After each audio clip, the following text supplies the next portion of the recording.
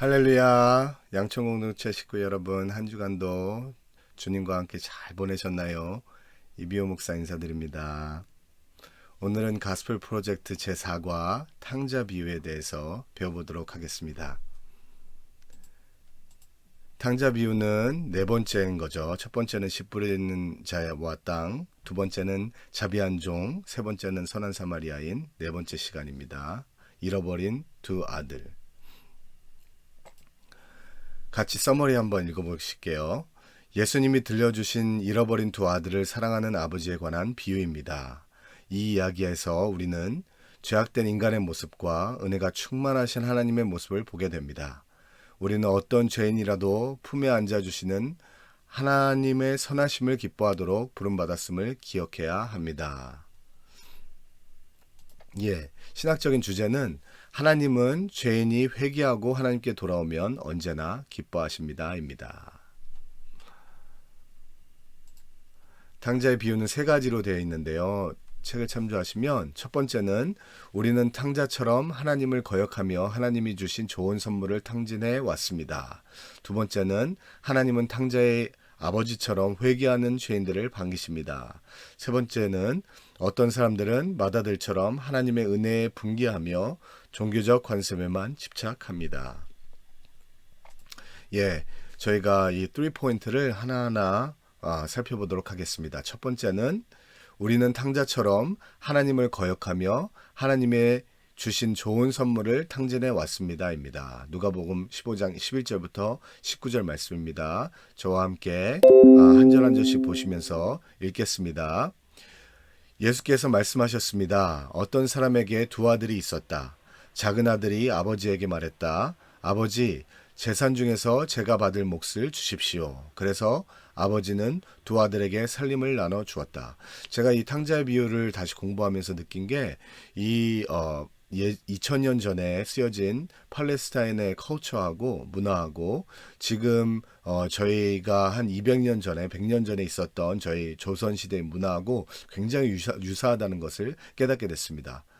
여기에서도 그 조선시대와 같이 조선시대에서는 효를 굉장히 중요시했잖아요. 그래서 부모님을 존경해야 되고 부모님께 예의 범죄를 잘 갖춰야 되고 부모님을 잘 섬기고 그랬는데 이 2000년 전에도 똑같이 예수님을 믿는 유대인들 하나님을 믿는 유대인들은 똑같이 부모님을 공경하라고 했어요. 출애굽기 20장 12절입니다. 내 부모를 공경하여라. 그러면 내 하나님 여호와가 내게 준 땅에서 내가 오래 살 것이다. 그래서 많은 사람들의 이 중동 팔레스타인 문화에도 부모님을 공경하라고 했어요. 부모님께 효를 다하라고 했어요.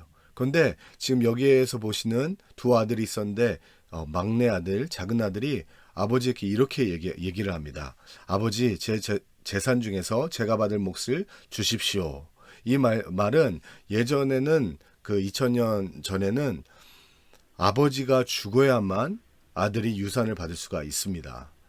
그래서 지금 아버지한테 유산을 달라는 것은 그 작은 아들이 아버지에게 나는 당신이 죽었으면 좋겠어 라는 말이에요. 그래서 당신이 빨리 죽어서 내가 그 유산을 차지할래. 그렇게 말하는 거와 같은 거예요.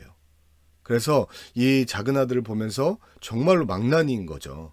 아버지의 존경심이 전혀 없고요. 아버지의 사랑은 더더구나 없었던 막내 아들이었습니다. 12절 다시 보시면 아버지 재산 중에서 제가 받을 몫을 주십시오라고 했어요. 이 제가 받을 몫이라는 헬라어 단어가 유세이오스라는 말인데 유산이라는 뜻이죠. 아버지께서 나에게 주실 유산을 주세요라는 말인데 이 단어가 원래는 잘 안 쓰여요. 성경에 한 번만 나옵니다. 원래 유산이라는 말이 성경에는 많이 나오는데 이 유산이라는 단어를 헬라어로 클레로노미아라는 단어를 쓰죠. 다른 데에서는 다 클레로노미아, 하나님의 유산, 아버지 유산이 할 때 클레로노미아라는 단어를 썼는데 이 아들만 여기에서만 유세이오스라는 말을 썼어요. 이 클레로노미아, 유세이오스 둘 다 유산인데 미닝의 차이가 있죠. 클레로노미아는 유산인데 그 나의 현재와 미래의 의무를 다할 때 주는 유산이에요.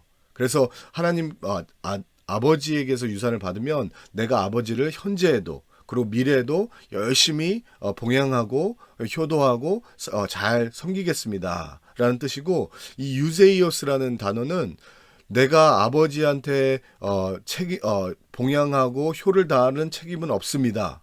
그냥 돈만 주세요. 그래서 책임과 의무와 헌신 없이 받는 유산인 거죠. 그것을 작은 아들이 원했던 거예요.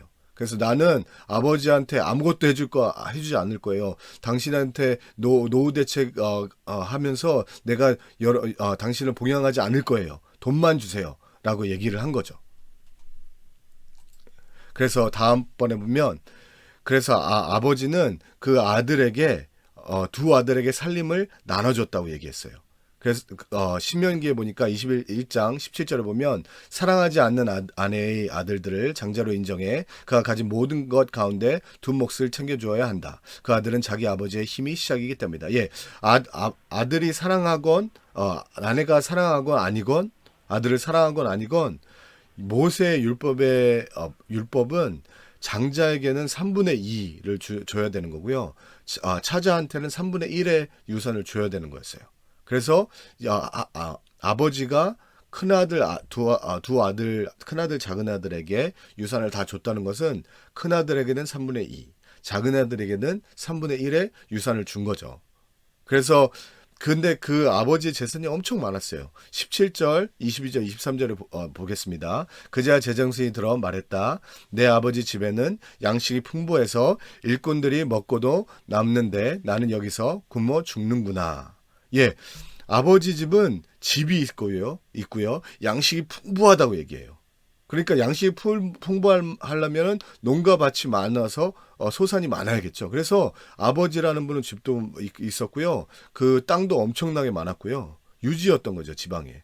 그리고 22절에 보면, 그러나 아버지의 종들이 말했습니다. 어서 가서 가장 좋은 옷을 가져와라. 이 아이에게 입혀라. 손가락질에 반지를 끼우고 발에 신을 신겨라. 예, 가장 좋은 옷, 뭐 명품 옷, 그리고 반지, 막 그런 보석들, 그런 것까지 다 있었던 부자였던 거죠. 그 부자인 아버지의 3분의 1의 유산을 이 아들이 달라고 해서 받은 겁니다. 그래서 아버지가 여기에서 보면, 그래서 아버지는 두 아들에게 살림을 나눠 주었습니다. 이 살림을 나눠 줬다는 말은 굉장히 중요한데요.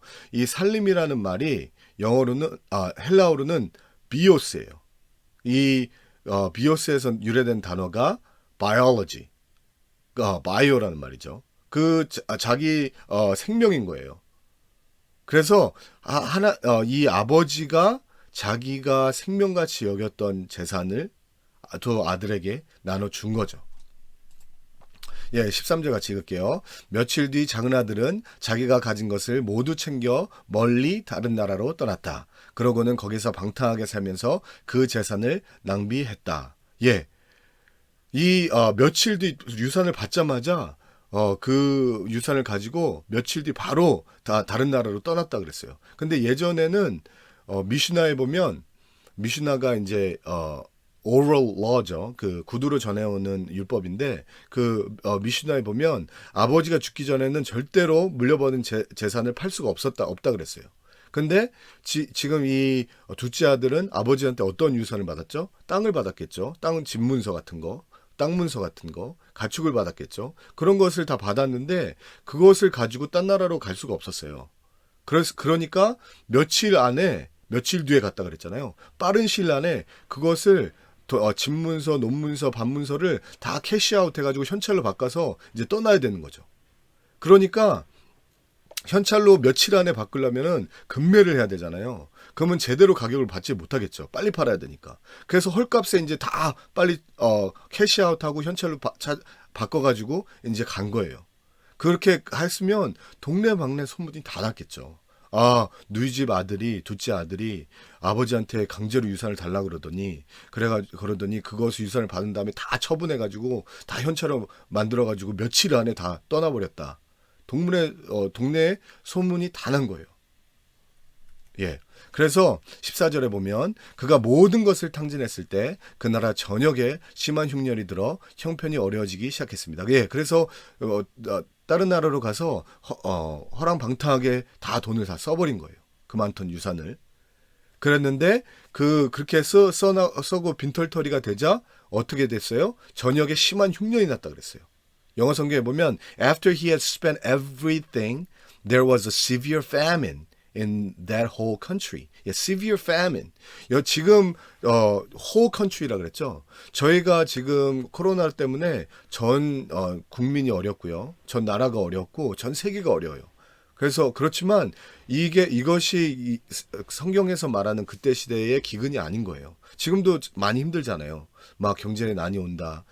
경제가 어려워진다. 그렇지만 그때하고 비교할 수가 없는 게 제가 예레미야서를 공부하면서 묵상하면서 큐티를 묵상하면서 그때 당시에 재난이 어떻는지, 그때 당시에 기근이 어땠는지 알 수가 있었습니다. 예레미야 애가 2장 20절, 4장 10절 같이 읽을게요.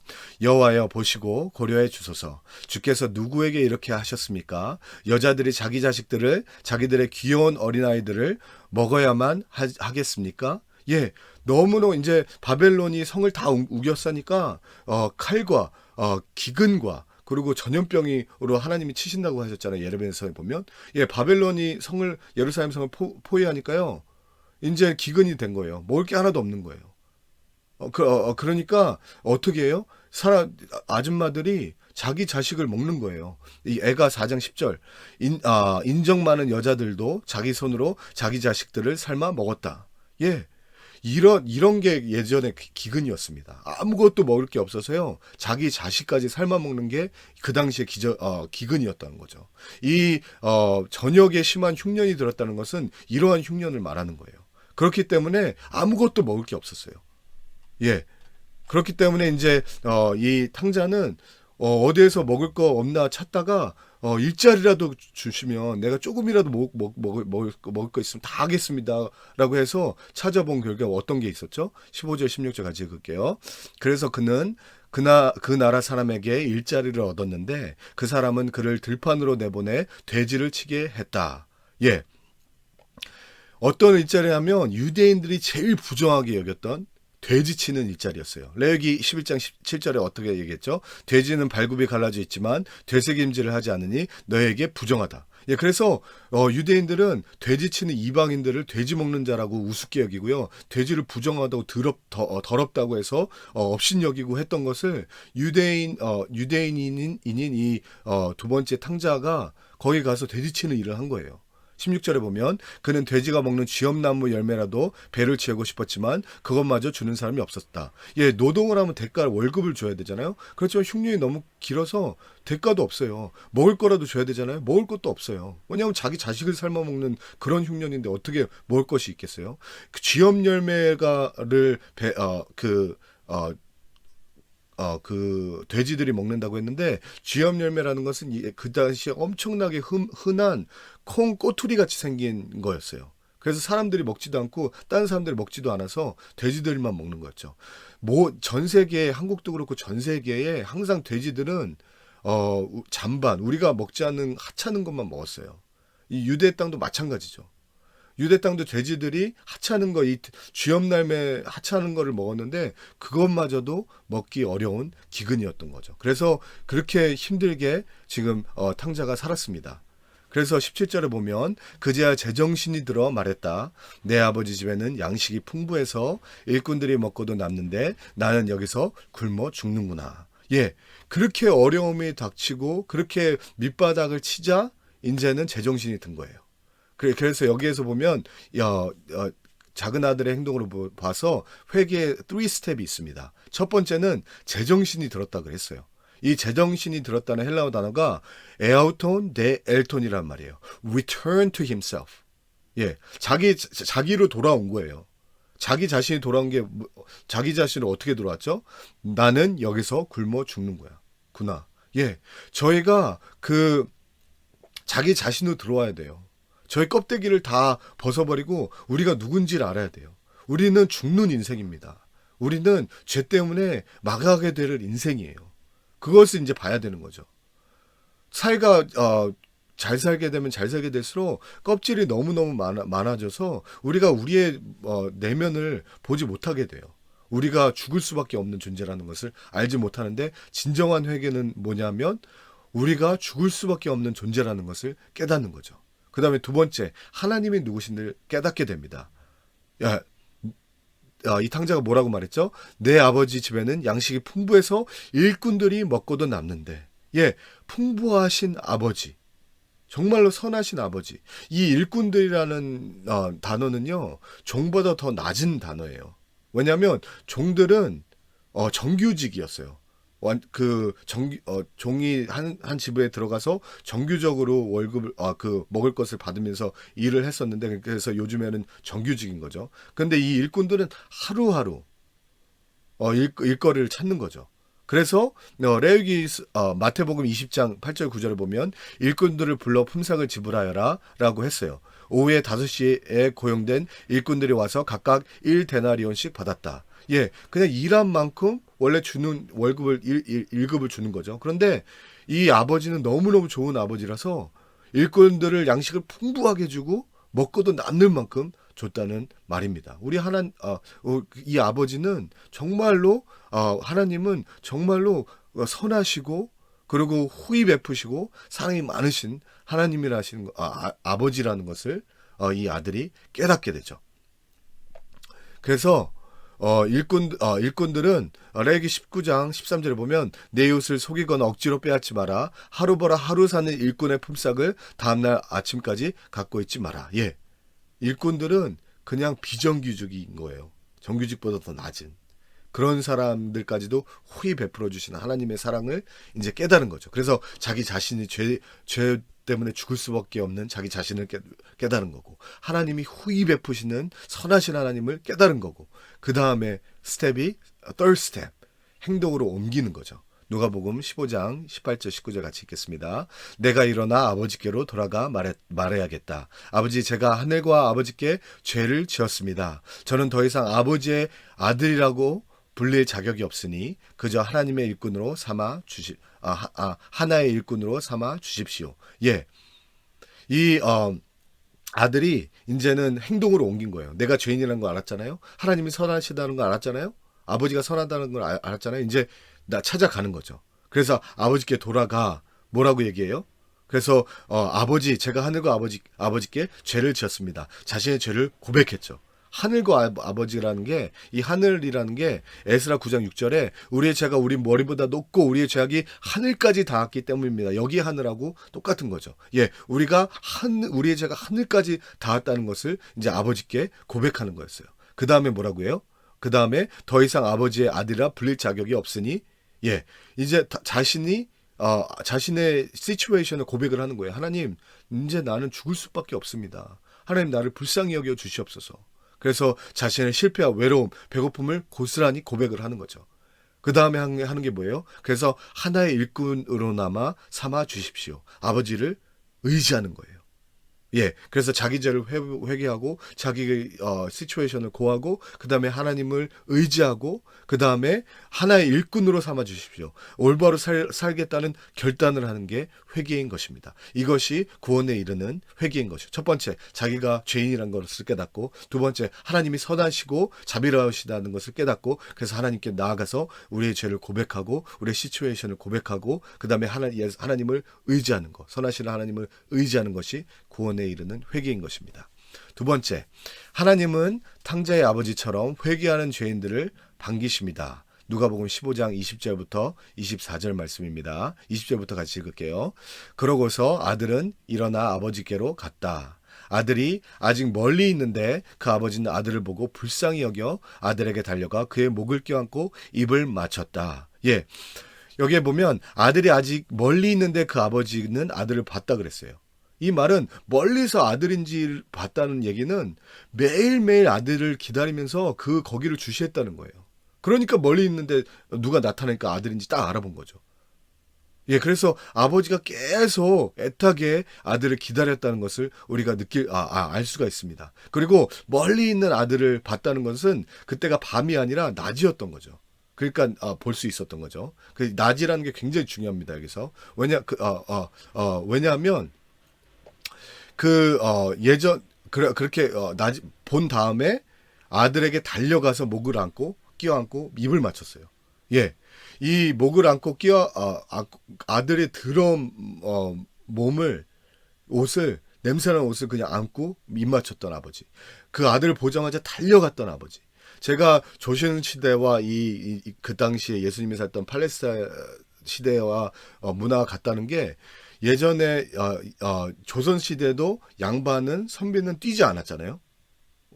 그리고 그 당시에 중동에서도 굉장히 덕망이 높은 사람, 지금 이 아버지가 유지인데 유지는 절대로 뛰면 안 돼요. 그거는 굉장히 수치인 거죠. 동네 사람들이 다 보고 있거든요. 그렇기 때문에 그 뛰어간 이유가 뭐냐면 그 당시에는 shame based culture였어요. 체면이 굉장히 중요한 거죠. 그래서 아들이 마을 입구로 들어왔다는 말은 벌써 아들이 탕자라는 소문이 다 자자하게 났는데 그 아들이 멀리서 동네 입구로 들어왔다는 말은 동네 사람들이 다 아들을 볼 수 있다는 말이었어요. 그러면 어떻게 되죠? 동네 사람이 아들을 핍박했을 거예요. 네가 뭔데 다시 우리 고을에 오는 거야? 우리 마을에 들어오는 거야? 너는 꺼져. 너는 여기 올 자격이 없어. 동네 사람과 마을의 어른들과 마을 친구들과 형제들이 다 그 탕자를 저주하고 내쫓을 수 있는 거죠. 그렇지만 그 아버지께서 그 아들의 체면을 먼저 생각해 주셨어요. 그래서 아들의 체면을 상하지 않기 위해서 자기의 체면을 희생한 거죠. 자기가 뛰었다는 것은 엄청나게 체면을 실추하는 거거든요. 근데 아들의 체면을 보호해주기 위해서 아버지가 뛰셨다는 거죠. 여기에서 우리는 아버지가 예수 그리스도라는 것을 알 수 있습니다. 여기서 복음을 볼 수가 있는 거예요. 우리의 수치를 가리시기 위하여 예수님께서 수치를 당하신 거죠. 이사야서 53장 3절부터 4절까지 보면 그는 사람들에게 멸시를 당하고 버림을 받았을 뿐만 아니라 고통을 겪었고 언제나 병을 앓고 있었다. 사람들이 그를 보고서 얼굴을 가릴 만큼 그는 멸시를 당했으니 우리마저 그를 무시해버렸다. 예, 멸시를 당하고 무시했어요. 우리마저. 왜죠? 그러나 사실 그가 짊어진 병은 우리의 병이었고 그가 짊어진 아픔은 우리의 아픔이었다. 예, 우리가 원래 멸시를 받았어야 돼요. 우리가 원래 무시를 당했어야 됐죠. 그렇지만 그 아들처럼 그렇지만 아버지 대신 예수 그리스도께서 우리를 대신해서 수치를 당하시고 멸시를 당하시고 무시를 당하신 거죠. 예, 그래서 찬송가 그 복음성가 가사에 보면 예수님 날 위해 죽으셨네 왜 날 사랑하나 겸손히 십자가 지셨네 왜 날 사랑하나 2절에 보면 손가락 날 위해 지키셨네 왜 날 사랑하나 고난을 당하여 구원했네 왜 날 사랑하나 내 대신 고통을 당하셨네 왜 날 사랑하나 죄 용서 받을 수 없었는데 왜 날 사랑하나 왜 날 사랑하나 왜 날 사랑하나 왜 주님 갈보리 가야 했나 왜 날 사랑하나 왜 사랑하는지 우리가 볼 수 있습니다. 20절에 보면 그리고서 아들은 일어나 아버지께로 갔다. 아들이 멀리 있는데 그 아버지는 아들을 보고 불쌍히 여겨 아들에게 달려가 그의 목을 껴안고 입맞춰 주었습니다. 예, 저희가 지금 비유를 보면서 계속 듣는 단어가 뭐죠? 예수님 그리고 불쌍히 여겨 이 단어를 계속 들어요. 예, 무자비한 종의 비유에서도 마태복음 18장 27절에 주인은 그 종을 불쌍히 여겨 그를 놓아주고 빛을 없애 주셨다. 예, 우리가 1조 원의 빛이 있는데 우리를 불쌍히 여겨서 우리의 죄를 탕감해 주신 주인 예수 그리스도죠. 선한 사마리아 비유에서도 누가복음 10장 33절에 그러나 어떤 사마리아 사람들은 길을 가다가 그 사람이 있는 곳에 이르러 그를 보고 불쌍한 마음이 들어 예, 사마리아 사람이 불쌍한 마음이 들어 그 사람을 치료해 줬어요. 예, 사마리아 사람이 누구라 그랬죠? 예수 그리스도라 그랬죠. 예수 그리스도께서 우리를 불쌍히 여기셔서 우리를 도와주셨어요. 아버지가 자신이 뛰면은 엄청의 체면을 구기는 건데 왜 뛰셨죠? 우리 애를 불쌍히 여겨서 우리의 체면을 살려주시려고 예수님이 우리를 향하여 뛰어오셨습니다. 그래서 히브리서 4장 15절에 이렇게 얘기해요. 이는 우리에게 계신 대제사장은 우리의 연약함을 동정하지 못하는 분이시며. 예, 대제사장이 누구시죠? 예수 그리스도잖아요. 예수 그리스도는 동정을 하시는 분이라 그랬어요. 영어 성경에 보면 For we do not have a high priest who is unable to sympathize with our weakness. 예, 우리의 연약함을 sympathize 한다 그랬어요. 이 sympathize가 하는 게 뭐죠? sim이 뭐죠? with라는 말이에요. 헬라어로. 그래서 synergy라고 얘기하죠. with energy. 예, sympathy, pathos. 예, with patho. patho가 뭐죠? passion, suffering. 예, 우리와 함께 고난을 당하시는 제사장이신 예수 그리스도를 말씀하시는 거죠. 예, 우리가 체면을 굶겼는데 우리 대신에 체면을 구기신 예수님. 우리가 죽었는데 불쌍히 여겨서 대신 죽으신 예수님. 우리가 빚을 지셨는데 우리 빚을 가지고 십자가에 못 박혀 우리 대신해서 죽으신 예수님을 말씀하시는 거죠. 그래서 세 번째, 어떤 사람들은 마다들처럼 하나님의 은혜에 분개하며 종교적 관습에만 집착합니다. 누가복음 15장 25절부터 32절 말씀입니다. 25절 말씀 같이 읽겠습니다. 그런데 큰아들은 들에 나가 있었다. 그가 집 가까이 이르렀을 때 음악과 춤추는 소리가 들렸다. 이제 큰아들은 굉장히 선하게 보여요. 보세요. 그런데 큰아들은 들에 나가 있었대요. 이제 작은 아들이 돌아와서 잔치가 벌려지죠. 예, 우리 죽었던 아들이 돌아왔구나. 얼마나 기쁘냐. 근데 큰아들은 하루 종일 들에 나가서 일을 했어요. 그 당시나 지금이나 우리 조선시대나 중동이나 양반들이 일을 안 했습니다. 그 당시에 그 유지의 아들은 일을 안 했어요. 근데 이 아들은, 큰아들은 열심히 밭에서 같이 일꾼들과 일을 했어요. 하루 종일. 그 다음에 이제 일 끝나고 집에 와서 무슨 일이 벌어진지 보는 거죠. 이 아들은 겉보기에는 굉장히 훌륭한 아들이죠. 일도 안 해도 되는데 일을 열심히 했죠. 예. 그랬는데 하루 종일 일했다고 얘기하죠. 그렇지만 이 아들은 무슨 일이 일어나는지 몰랐어요. 여기에서 보시면 그래서 집 가까이 이뤘을 때 음악과 춤추는 소리가 들리니까 무슨 소리가 인지를 모르는 거예요. 아들이 동생이 돌아왔다는 걸 모르는 거죠. 아빠가 얘기를 안 해줬어요. 무슨 얘기죠? 아버지와 큰아들 사이에도 단절이 있다는 거예요. 관계가 별로 안 좋다는 거죠. 26절부터 28절 읽겠습니다. 그래서 하인 하나를 불러 무슨 일인지 물어보았다. 예, 무슨 일인지 몰라서 하인 하나를 불렀다 그랬어요. 여기서도 보니까 아버지와 사이가 안 좋은 게 드러납니다. 무슨 일이 공범하면 자기가 안에 들어가서 아버지께 물어보면 되죠. 그죠? 근데 들어가지 않고 꿍한 마음이 있겠죠, 아버지한테. 그러니까 하인을 불러 나와서 무슨 일이야? 물어본 거예요. 그러니까 20절에 뭐라 그래요? 하인이 대답했다. 동생이 왔습니다. 동생이 건강하게 무사히 돌아와서 주인 어른께 살찐 송아지를 잡으셨습니다. 그럴 때 큰아들이 화가 나서 들어가려 하지 않았습니다. 예, 아버지에게 달려가 물어보지도 않은 큰아들, 죄인을 불쌍히 여기시는 아버지의 마음을 이해 못해서 분개하는 큰아들, 죄인과 함께 기뻐하시는 아버지를 이해 못했죠.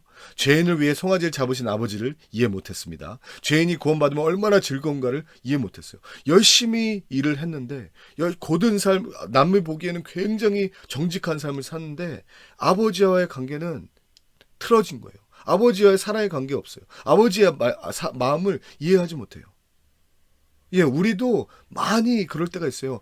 그리고 잔치가 벌어졌다는 것은 뭐예요? 예배 가운데 있다는 거예요. 너무나 예배가 기뻐한다는 거예요. 그렇지만 그 예배의 기쁨이 없이 아버지와 큰 기쁨의 교제 없이 열심히 율법을 지킨다는 거죠. 바리새인도 그 얘기한 거 아니에요? 예, 우리가 바리새인입니다.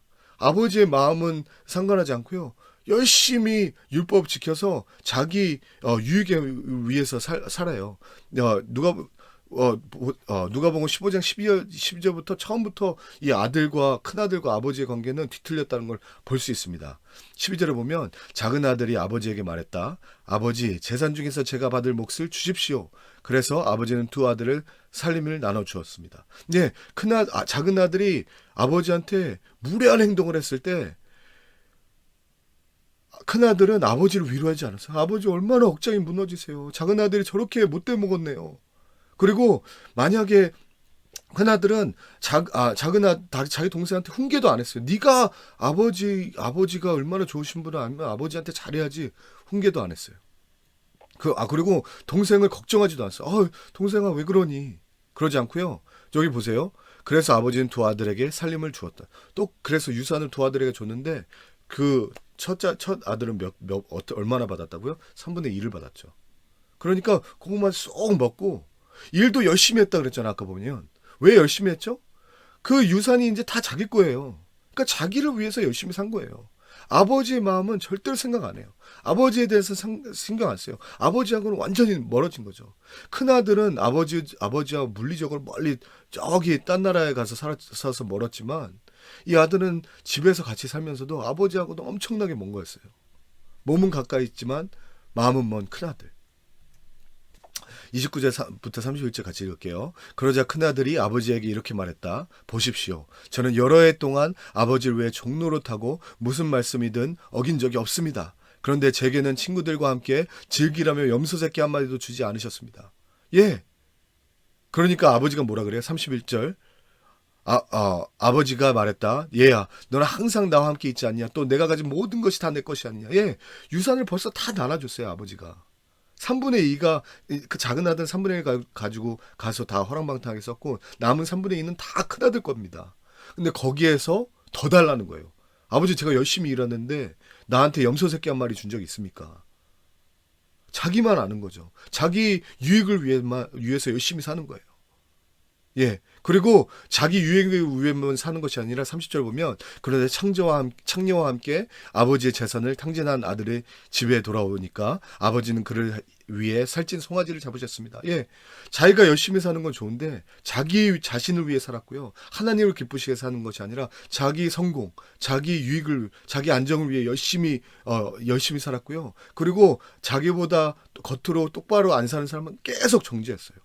저희하고 똑같지 않아요? 우리 열심히 일을 하잖아요. 왜 열심히 교회 나오죠? 왜 열심히 하나님 일을 하죠? 궁극적으로는 저한테 복 달라는 거예요. 저 잘 살게 해달라는 거예요. 저희 자녀 잘 되게 해달라는 거예요. 건강하게 해달라는 거예요. 그리고 그러면서 제가 11조하고 교회 잘 참석하고 열심히 일하면서 남들은 다 정죄하는 거죠. 그게 저희의 모습입니다. 이 큰아들이 저희의 모습인 거죠.